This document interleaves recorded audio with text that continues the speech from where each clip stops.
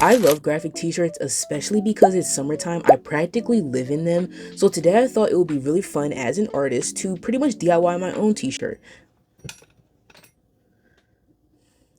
Like and comment. Subscribe to the channel, y'all. My earring just broke. My design process for this t-shirt was actually relatively simple, though it was not easy, I will say that. I knew going into creating this t-shirt what I wanted the design to be, and if you couldn't tell already, it is Atarashi Gakko. Shout out to them. I love their song Tokyo Calling, so I immediately knew that I wanted to mix that music video with a couple photos that I found on Pinterest to create just this really cool graphic t-shirt. Now, I will say I need to give myself like a huge pat on the back because here lately I haven't done much digital sketch work. I like to do my sketch work in an actual sketchbook, and then I will transfer it out into my like my digital like drawing place. I use Ibis Paint, so that's where I'll transfer the drawing to. And that's only because I really do like to streamline that process of sketching. But here lately I have been sketching just in my actual tablet, so I think I've gotten a bit better with that. Also, I have been working on my stylization of things and just kind of making faces a bit more simple because I do like realism. I think it is cool and I think it is nice, but I think semi-realism I think it takes the cake all day, every single day. I just don't think it can be beat. So there are a couple artists that I like that I think do semi-realism really well when it comes to how they draw faces. So that was a big inspiration for me when I was drawing Atarashi Gakko. I wanted to be able to translate their likeness through the screen, but also keep it simple enough because this is a DIY t-shirt and I'm working on like kind of limited resources or really simple resources, so I didn't want to make it too complicated for me to do down the line when it came to actually transferring this design onto an actual image.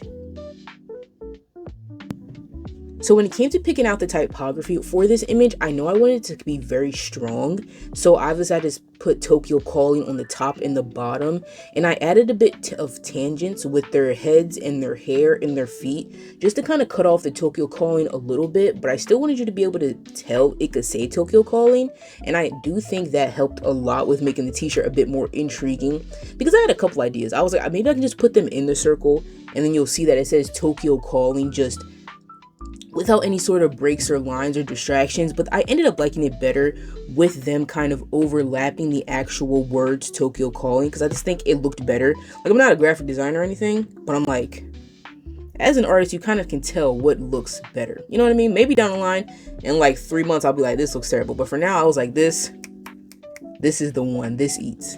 Now, this process of sketching took me a few days, so while I kind of let that marinate because I wanted to go back to it later, I did work on prepping the shirt.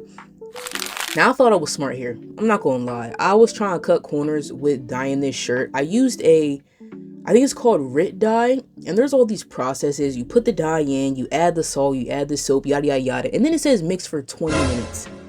I am not mixing for 20 minutes. Every time I dye something, y'all, I never mix for 20 minutes. Now I'll mix for like 30 seconds, maybe 2 minutes, but I never mix for 20 minutes. Now I will say this time it did bite me in the butt because once this shirt has sat out and dried, it was so splotchy that I should have never just dyed it in the first place. The reason I did dye it though is I wanted to give it like a fresh once over, like new black t-shirt look, and it went in the total opposite direction. So maybe next time I should mix it. I'm not going to, but if you watching this, mix your dye. Mix your stuff for 20 minutes because they know what they talking about, bro. I just ended up going back to the sketch after all this because I was like, hopefully the next part goes a little bit better. If you couldn't tell already, I'm hand painting this shirt. This is a true DIY. So in order to make this possible and make the actual design last on the t-shirt, I use this stuff called like fabric medium. Okay, so this is the stuff that I'm going to be using today. Yes, my glasses are still broken. We ain't gonna talk about it. No, but this stuff right here is pretty much like makes your paint fabric paint. So what you do is, let me read the instructions actually.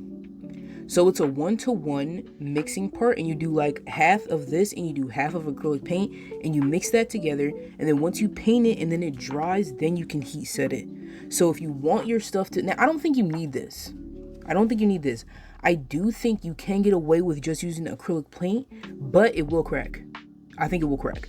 Or also fabric softener, I heard, will prolong the cracking process, but I don't think anything is as good as just getting like a fabric paint medium. And it was super cheap. It was only like 10 bucks from like Hobby Lobby, and you can probably get it from any sort of craft store really. Now, once you have all the paint prepped, then you should be good to go and you can actually start painting. And this is hand painted. So because it's hand painted, we need to use a projector. Now the projector, in my opinion, is the star of the show. She isn't anything fancy. She's not. This was from ShopRite. I don't know what the brand is. I don't know what the name is. I just know it's a projector and it works, okay? It was like $10 and it does the job. Now, honestly, you can just do like a hand-to-hand transfer. You don't need the projector. I just think the projector makes it 10 times easier ish. Now I will say the projector did stretch the image out, and that tends to happen, I feel like, because if the projector is a little bit too far based on how big the image is, it's going to stretch it kind of weird. So just keep that in mind for next time when you're trying to make and adjust the image. Maybe if I would have stretched it out this way, like stretched it out horizontal, when I had projected it, it wouldn't have been as long. But by the time I was ready to project this thing, I was like, I can't do any more sort of any more, like, I'm not stopping this project. I'm gonna just do it. I don't care. Like, we're just getting this done. And honestly, truthfully, I think by the time I realized it was stretched out, I'd already finished half of the image. So I was like, I'm not doing that. I'm not redoing this whole thing. I'm not doing it. I can't. I don't have the mental strength or the mental capacity to go back. No, I know this probably feels like it took forever, because it did. I think to get to the painting process, it took me about a week, and then to actually finish this painting process, it took me another week, mainly because I also have work, and I hate my job, but we're not gonna talk about it. I had to go to a job in the midst of all this, so it was really a lot of breakups in between the painting process. But also it kind of helped because you do have to let this paint dry in between layers in order to build them up. And I think, if I'm correct, I think it had like 5 layers. I think every line had about 5 layers, and I still do think I could have added 5 more just to get a very strong opaque look. But on camera, I think it translates really well. I think the paint looked very, very opaque on camera, but in person you can kind of tell it's a little blotchy, but that don't matter, okay, because we're getting it done regardless. But like I said, this second part of the painting process took me about a week. For the actual words, the typography, I used a thicker brush, and that was the easiest part. So I kind of just banged that out first, and then when it came to doing the little thin lines, I did eventually go in with a paint marker, because it was easier for me to go over it with the paint marker, have all of my lines done well, and then go back over with the actual paint that is fabric paint.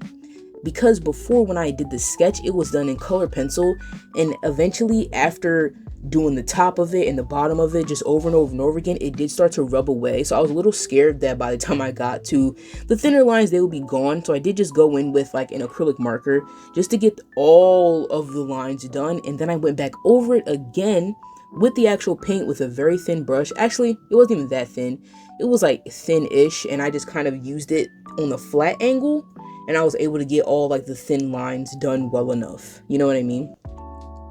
And then once it was all complete, I kind of went in, stepped back, and did a little bit more final details, just on a couple places where I think the lines could have been a little bit thicker or thinner, and then eventually I would call this done.